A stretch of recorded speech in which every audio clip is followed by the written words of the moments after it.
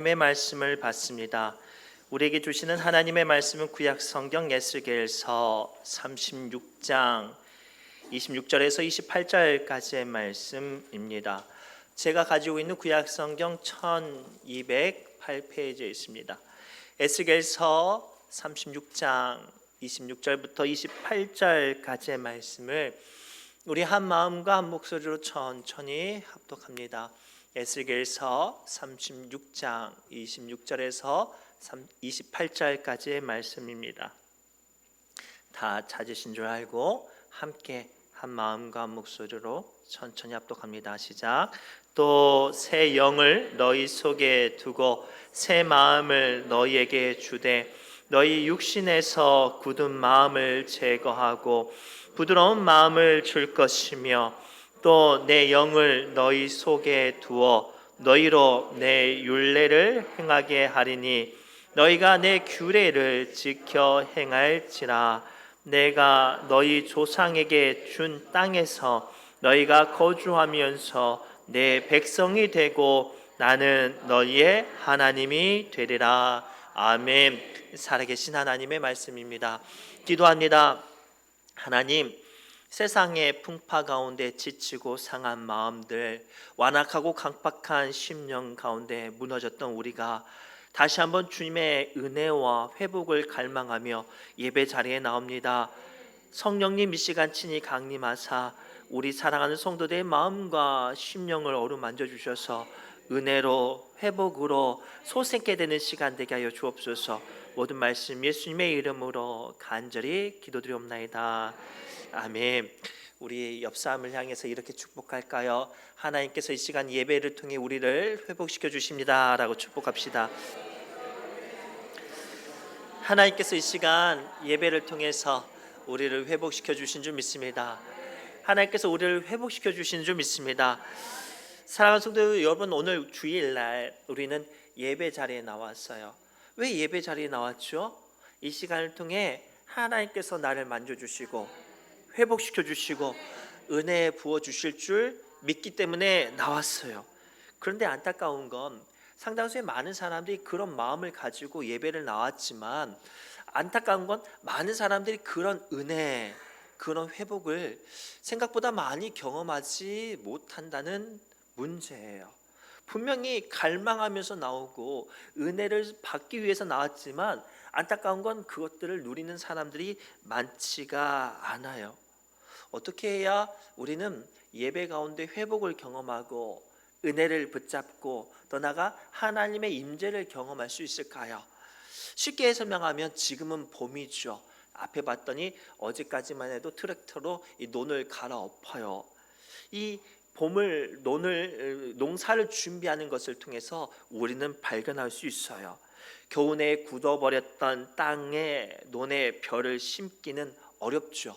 그 벼를 심기에 필요한 작업들처럼 밭을 갈아엎고 물을 대야 비로소 벼에 모가 심겨지고 벼가 자랄 수 있는 것처럼 말이죠.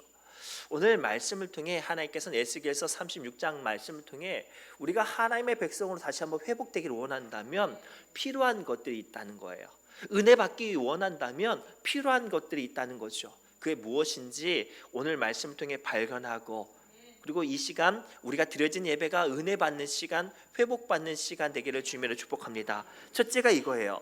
하나님께서 오늘 말씀을 통해 회복과 은혜가 임하는 예배가 이루어지기 원한다면 가장 먼저 우리의 마음에 굳은 마음을 제거하여야 한다고 말씀하세요. 우리 26절 말씀 함께 읽겠습니다. 시작. 또 새 영을 너희 속에 두고 새 마음을 너희에게 주되 너희 육신에서 굳은 마음을 제거하고 부드러운 마음을 줄 것이며. 아멘. 오늘 말씀을 이해하기 위해서는 본문의 에스겔서의 상황을 이해해야 돼요. 오늘 본문 말씀 어떤 상황이냐면 하나님을 열심히 믿었다고 생각했던 남유다가 멸망했어요. 왜 멸망했냐면 사실 그들은 하나님을 열심히 믿었다고 말만 하지 그들의 삶과 그들의 신앙과 생각은 세상 사람들과 조금도 다를 바가 없었어요. 문제가 있으면 힘이 있는 사람 찾고 돈 많은 사람 찾고 세상적인 방법으로 해결하려다가 망했어요. 얼마나 망했는지 돌 위에 돌 하나 남지 않고 나름대로 똑똑했던 사람, 나름대로 잘났던 사람들이 다 바벨론의 포로로 끌려가서 비참한 삶을 살아요. 삶이 힘들고 인생이 힘들고 고난이 겹치니까 좀 다시 한번 제대로 살아보려고 그들이 붙잡았던 게 뭐예요? 하나님이에요. 예배 자리에 나옵니다. 하나님을 부르짖죠. 다시 한번 기도하려고 해요. 그런데 되지 않아요. 하나님께서 그렇게 주님을 향한 갈망하는 사람들 마음 가운데 위로로 다가오지 않죠. 그때 하나님께서 에스겔 선지자를 통해서 어떻게 예배를 드려야 하나님께서 그 마음을 만지시고 회복시켜 주시는지에 대한 이야기를 시작하는 건데, 그 첫 번째가 뭐냐면 새 영을 너에게 주시는데 그 영의 갈망을 붙잡는 사람은 그 육신의 마음에 굳은 것들을 제거해야 온전한 회복이 시작된다는 말씀이 본문 말씀이에요. 사랑하는 성도 여러분, 앞서서 말씀드렸듯이 논의 비유로 다시 한번 생각해 봅시다. 봄에 우리가 모내기를 하려면 가장 먼저 뭐를 하죠? 땅을 갈아엎어요. 겨우 내에 농사를 멈췄던 그 땅이 이 눈이 내리고 비가 내리고 추운 겨울을 지나면서 단단하게 굳어질 대로 굳어져 버렸어요. 그 땅에 뭐를 심을 수 없죠. 땅에 뭐가 들어갈 수 없어요. 그래서 농부들은 그 땅을 다시 한번 열매를 맺기 위해서, 작업을 얻기 위해서 어떻게 해요? 트랙터를 통해서 땅 깊숙한 곳까지 땅에 아예 갈아엎어요. 그래야 비로소 씨가 뿌려질 수 있기 때문이죠. 예수님도 이런 말씀을 하셨어요. 복음을 뿌려지는데 사람들의 마음이 저마다 달랐어요. 어떤 사람들은 단단한 길과 같은 마음, 어떤 사람들은 이 단단한 자갈 돌밭 같은 마음, 어떤 사람들은 가시밭 같은 마음들이에요. 그런 마음들이 뿌려진 씨는 열매 맺지 못하고 자라지 못하죠. 어떤 마음에 뿌려진 씨야 자라졌습니까? 옥토 같은 마음이에요. 오늘 본문 말씀을 통해 우리는 저마다 다 각자의 다른 마음을 품고 왔어요. 어떤 사람들은 다를 대로 다른 길가 같은 마음으로, 어떤 사람들은 수많은 문제와 걱정과 근심이라는 자갈들과 돌을 가지고 와서 예배 자리에 왔어요. 어떤 사람들은요, 가시밭 같은 다른 어떤 욕망과 감정을 가지고, 날카로운 생각을 가지고 예배 자리에 나왔어요. 중요한 건 복음에는 문제가 없어요. 그러나 내 마음에 문제가 있으니 선포된 말씀을 통해 은혜를 받지 못하고 되려 실망하고 실족하고 아무런 변화가 없이 돌아가는 거예요. 그런 우리에게 주님은 말씀하세요. 먼저 주님의 은혜와 회복과 선포된 드려진 예배와 말씀 앞에 정말로 하나님의 임재를 경험하기를 원한다면 여러분의 마음 가운데 있는 굳은 살을 제거해 버리라는 거예요. 감정을 제거하고 죄를 제거하고 일 끊는 욕망을 제거해 버려야 순수하게 하나님의 말씀을 받을 수 있고, 그 말씀을 통해 주님의 임재와 또 주님께서 내 삶에 경작하는 것들을 발견할 수 있다는 말씀이 오늘 본문의 말씀이에요. 그래서 이어지는 33절과 34절에 이렇게 예수님께서는 추가로 설명하세요. 함께 읽겠습니다. 주 여호와께서 이같이 말씀하셨느니라. 내가 너희를 모든 죄악에서 정결하게 하는 날에 성읍들에 사람이 거주하게 하며 황폐한 것이 건축되게 할 것인즉, 전에는 지나가던 자의 눈에 황폐하게 보이던 그 황폐한 땅이 장차 경작이 될지라. 아멘. 예배 전에 굳은 마음으로 왔던 사람이 예배 전에 하나님의 임재를 갈망하는 마음으로 자기의 감정을 제거하고 자기의 욕망을 제거하고 자기의 생각을 내려놓고 순수한 마음으로 복음을 갈망하는 사람이 된다면 하나님께서 그 사람의 마음을 만지시고 그 사람의 심령 가운데 언약을 선포해서 회복되게 하시고 은혜가 되게 하시고 하나님께서 경작하는 사람 되게 하신다고 말씀하세요. 즉 회복과 은혜의 예배가 되어지기 원한다면 오늘 이 시간 드려지는 예배 가운데 여러분들의 마음에, 여러분들의 감정에, 생각에 복잡한 것들을 내려놓아야 해요. 혹은 추악한 죄가 있다면 그 죄를 고백하며 부끄러운 마음으로 주님 앞에 나올 때 주께서 그 마음과 그 고백으로 말미암아 그 사람을 은혜로 회복시켜 주시는 거예요. 은혜로 채워 주시는 거예요. 그 대표적인 두 인물을 소개합니다. 하나는 사울 왕이에요. 사울 왕이요, 하나님의 성령의 부르심으로 기름 부름을 받아서 왕으로 세움을 받았어요. 그러나 실수를 하죠. 제사를 드릴 때 교만해져서 제사장이 해야 할 일들을 자기가 건드려요. 그래서 하나님께서 사무엘을 통해서 책망하시죠. 그러면 어떻게 해야 돼요? 자기의 잘못을 인정하면 돼요. 내가 실수했다고, 내가 잘못했다고. 근데 사울 왕은 어떻게 하죠? 나는 잘못 없다고 뻔뻔하게 굴어요. 그래서 사울 왕은 그 순간부터 예배를 드리지만, 하나님을 만난다고 발버둥 치지만 더 이상 은혜 받지 못하는 사람, 회복받지 못하는 사람이 돼요. 반대로 다윗은요, 우리아 안에 밧세바를 범하고 충신 우리아를 계획적으로 암살하는 못된 짓을 지었어요. 얼마나 끔찍한 죄를 지었습니까? 그래서 하나님께서 나단 선지자를 통해서 많은 사람들 앞에서 망신을 줘요. 책망을 한단 말이에요. 당신이 그런 끔찍한 죄를 지었다고 하나님께서 그 다윗을 공개적으로 책망하시죠. 어떻게 할까요? 저희는 안 했다고 변명할 수 있고 핑계 댈 법도 한데, 다윗은 그 자리에 엎드려서 잘못을 고백합니다. 그 이야기가 시편 51편 10절 말씀인데 함께 읽겠습니다. 하나님이여, 내 속에 정한 마음을 창조하시고 내 안에 정직한 영을 새롭게 하소서라고 기도하면서 자기의 부끄러운 죄를 고백하고, 그 부끄러운 죄의 고백 앞에 자기의 마음이 완악해지고 강팍해지고 뻔뻔해지는 것을 내려놓고 고백할 때 자기의 마음 가운데 주의 성령이 임했다고 고백하고 있어요. 사랑하는 성도 여러분, 오늘 우리가 특별히 우리 신유중앙교회 성도들이 이 시간 드려진 여러분들의 예배가 성령이 임하는 예배가 되기를 소망합니다. 저는요, 예배를 드릴 때마다 주님, 내가 선포하는 말씀이 사람의 말이 아니라 하나님의 음성 되어져 달라고 기도해요. 오늘 새벽에도 제가 그렇게 기도했죠. 제가 주일 새벽마다 새벽 예배 나오는 분들에게 늘 부탁하는 중보 기도가 두 가지가 있어요. 기도 제목이 두 가지가 있는데, 제가 부임하고 나서 단 한 번도 바뀌어지지 않는 기도 제목이 주일마다 중보 기도 제목이 두 가지가 있는데, 하나는 뭐냐면 우리 사랑하는 신우중앙교회 모든 성도들이 예배 자리를 사모하고, 그리고 그 예배를 통해서 회복과 은혜와 치유가 임하달라고 기도하고요. 두 번째는 그 예배 가운데 말씀을 선포하는 제가 사람의 말이 아니라 하나님의 성령의 음성 말씀을 선포하는 사람 되게 해달라고 기도하거든요. 그래서 저는 오늘 말씀 통해 그렇게 기도합니다. 여러분들의 마음과 여러분들의 정성을 다해 드려진 예배 가운데 성령님의 은혜와 회복이 임하기를 원해요. 하나님의 강력하신 역사하심이 임하기를 갈망합니다. 그렇다면 어떻게 해야 돼요? 내 마음에 완악하고 강팍하고 부끄러운 것들이 제거가 되어야 해요. 그리할 때 하나님께서 오늘 우리가 드려진 예배 가운데 은혜와 회복과 축복과 긍휼이 임하게 하실 줄 믿습니다. 두 번째로, 우리가 회복과 은혜가 되어지는 예배가 되기 위해서 필요한 두 번째가 있어요. 그러면 우리가 앞서서 말씀드렸듯이 우리의 마음에 굳은 것들을 제거해 버렸다면 이제 필요한 게 더 있죠. 뭐예요? 은혜를 풍성하게 채우는 것이라고 말씀하세요. 우리 26절부터 27절까지 말씀을 이어서 함께 읽겠습니다. 시작.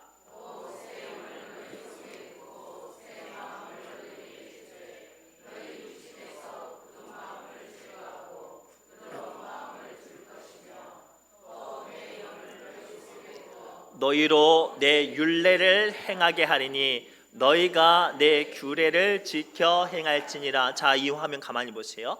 앞서서 말씀드렸듯이 하나님께서 우리에게 예배 가운데 서기 위해서 가장 먼저 굳은 마음을 제거하고 부드러운 마음 되게 하라고 말씀하셨어요. 그리고 나서 이어서 뭐라고 말하죠? 내 영을 너희 속에 두어.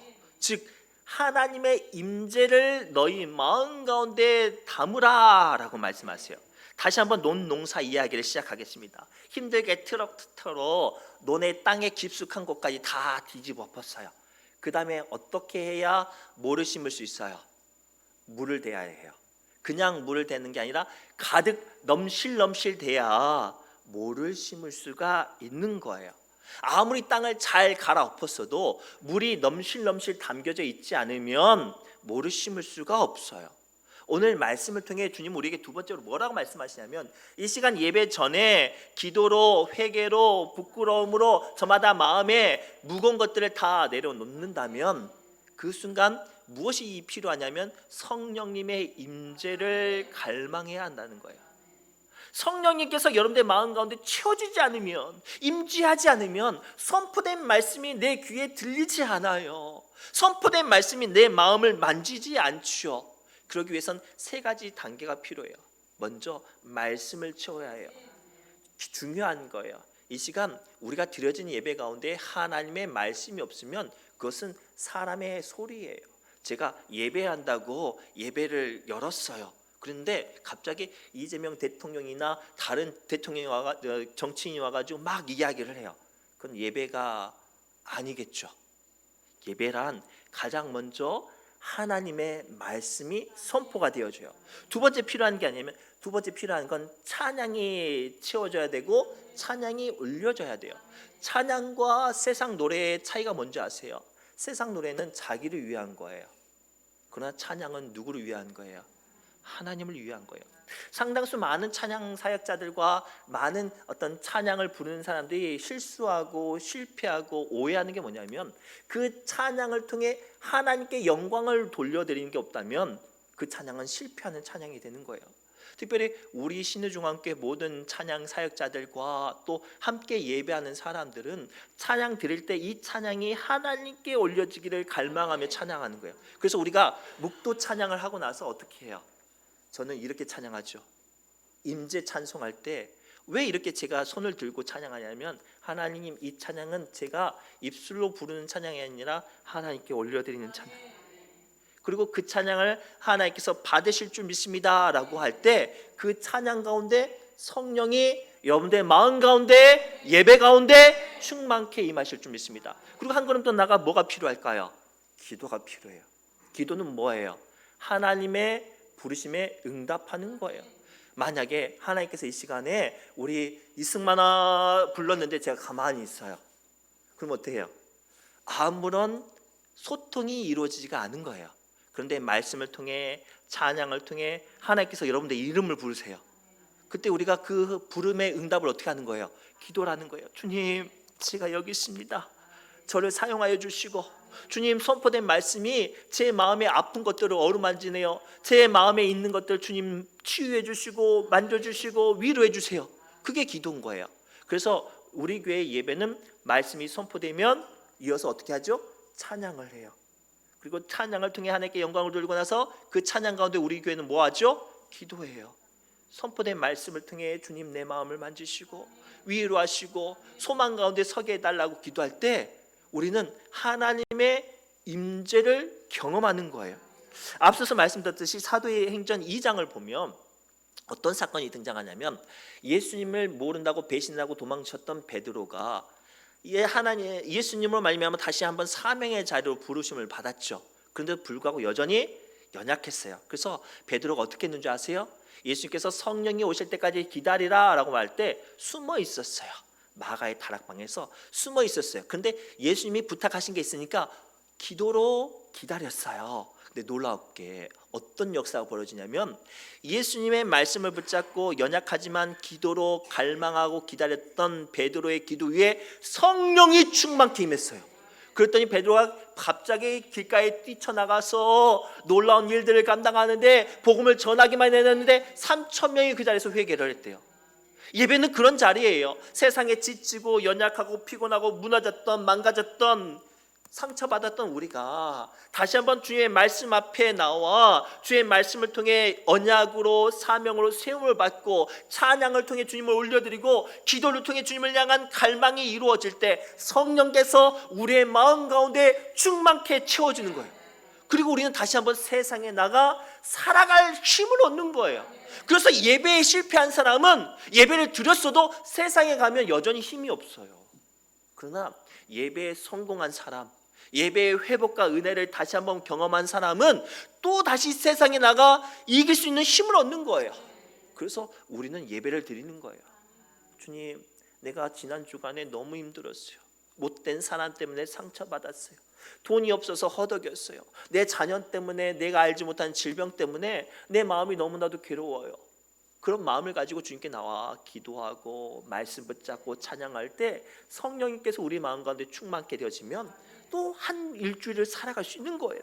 그리고 오늘 드려진 예배가 그런 예배가 되었으면 좋겠어요. 내가 목사라고 장로라고 집사라고 그냥 습관처럼 앉아있는 게 아니라 이 시간을 통해 내가 회복되는구나. 이 시간을 통해 내게 은혜가 임하는구나. 이 시간을 통해 내가 다시 한번 올 한 해 한 일주간을 살아갈 힘이 채워지는구나라는 갈망으로 말미암아 서기를 바랍니다. 그래서 우리는 이 예배 가운데 말씀을 붙잡고 찬양을 통해 세움받고 기도를 통해 주님의 은혜를 갈망하는 귀한 시간 되시기를 주님의 이름으로 축복합니다. 마지막으로 제일 중요한 거예요. 이 예배가 회복과 은혜가 되어지기 위해서는 가장 중요한 게 뭐냐면 이 예배는 하나님과 내가 관계가 회복되는 순간이라는 것을 발견되어질 때 예배를 통해 회복이 임하고 은혜가 임한다고 말씀하세요. 우리 28절 말씀 함께 읽겠습니다. 시작.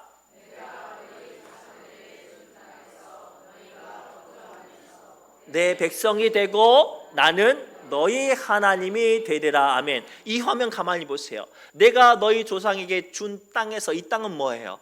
1차원적으로 보면 예루살렘이지만 2차원적으로 문맥을 보면 앞서서 말씀드렸던 바벨론에서 포로 생활하지만 예루살렘을 갈망하며 기도하고 말씀을 붙잡고 예배하고 거룩한 성령을 붙잡는 이들이 서 있는 땅이에요. 그 땅에서 하나님의 말씀과 기도와 찬양과 그 갈망하는 마음이 있다면 그곳에 누가 임하는 거예요? 하나님이 임하시고 무너졌던 끊어졌던 관계가 세워져요. 다시 한번 농사 이야기를 합시다. 땅을 갈아엎었어요. 그리고 그 땅에 물을 가득 채웠어요. 그러면 농사를 짓기 위해서 이제 필요한 게 뭐예요? 농사를 짓고 싶어하는 사람이 그 논에 뛰어 들어가야 해요. 발을 담그고 흙탕물도 튀기지만 그곳에 깊숙이 물을 심어 제낄 때 내가 원하는, 내가 갈망하는, 내가 소망하는 농사가 시작이 되는 거예요. 예배는 그거예요. 예배는 앉았다 가는 게 아니라 예배 가운데 임재하신 하나님과 그리고 그 예배 가운데 내가 깊숙이 들어가서 그 하나님과의 나와의 관계가 다시 한번 회복되는 거예요. 내가 하나님의 백성이었지. 내가 하나님의 자녀였지.